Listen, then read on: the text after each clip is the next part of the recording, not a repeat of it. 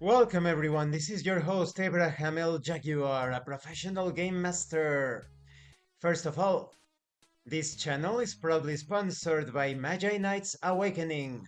This is a magical girl and Super Sentai inspired tabletop role-playing game where you get to confront mythos-like horrors. You will find it in the description and in the pinned comment.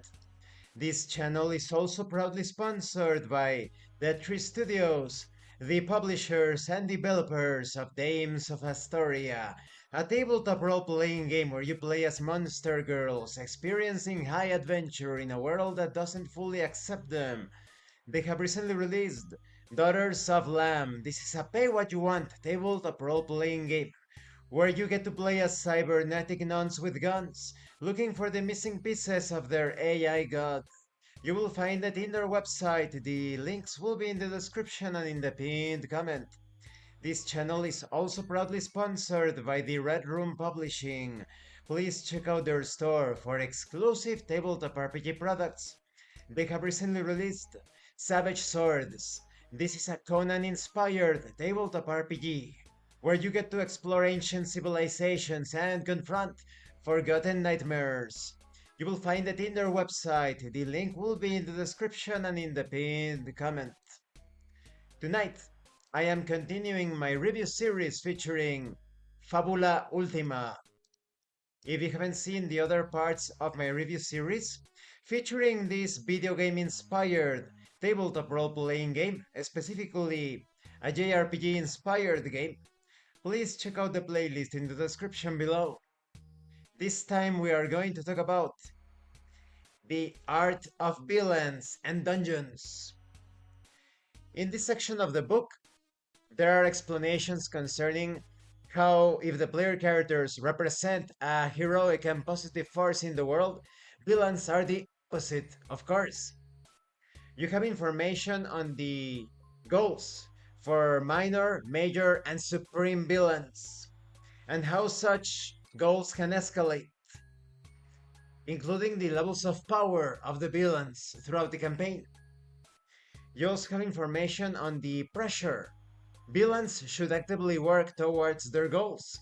If the player characters spend an extended amount of time resting or taking care of issues that are not related to an antagonist's plan, then that antagonist will not sit idly and wait for the heroes to do something. They will get closer to their objective.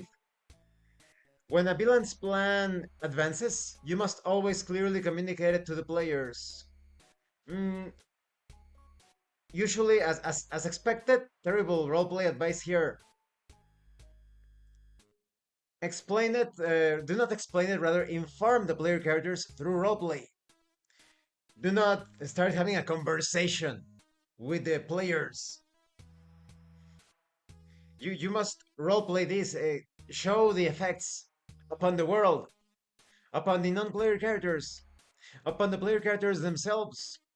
If a villain is trying to cause some sort of mud flood or earthquake, make sure that the player characters see the signs.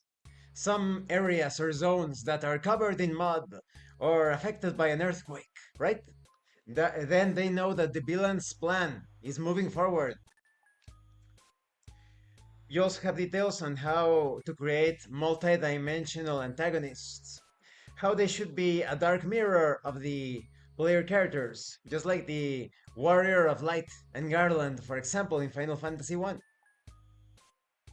You also have details on the style and mannerism of the villains, different conflict abilities. To properly challenge the heroes, for example, villains should be elites or champions, or be accompanied by some allies. This is to ensure that they can perform multiple actions each conflict round. You also have details on dramatic entrances for the villains. You always want them to be memorable.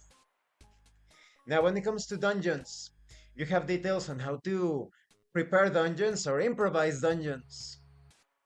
A dungeon generally covers one or more of several functions. For example, a dungeon slowly erodes the hero's resources before an important confrontation.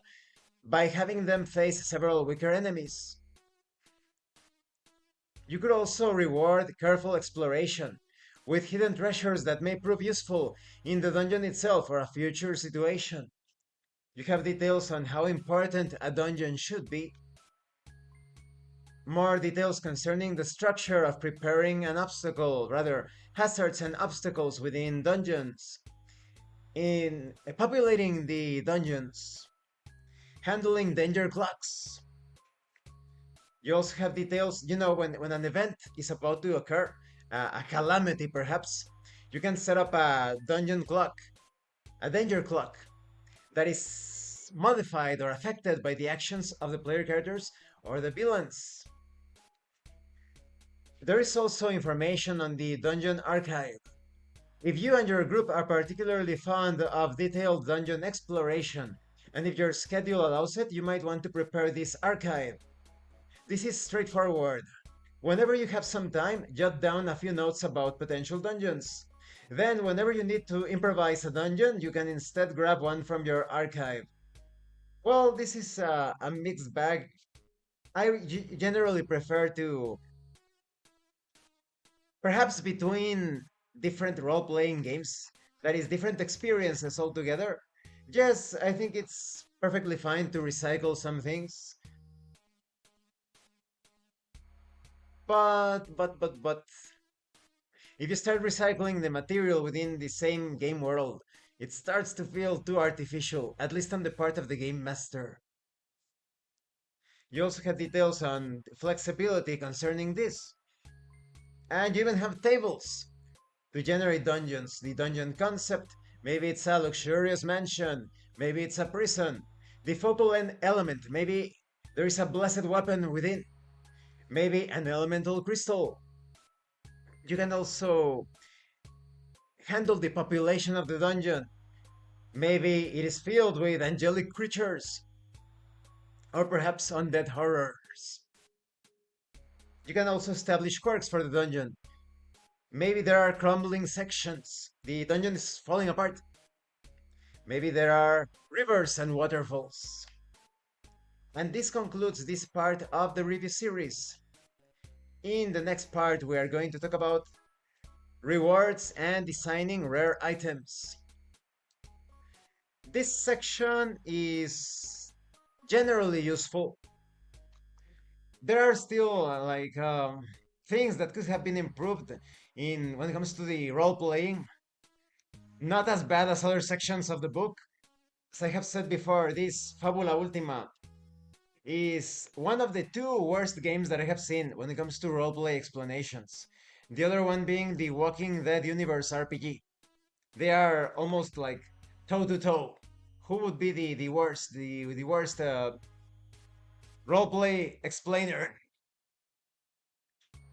But I still like the practicality of this section concerning villains and dungeons, especially because of the random generation tables. Thank you for watching this part of the review series. Don't forget to leave a like, comment, and subscribe. And thank you so much to those of you that are going the extra mile to support the channel. If anyone else wishes to further support the channel, consider joining as a member using the super thanks button. Take a look at the information in the description and in the pinned comment. This has been your host Abraham L. Jaguar, a professional game master. And remember, in tabletop RPGs, you are not having a conversation about your characters. You are experiencing the game world as your characters. Once again, thank you and see you later.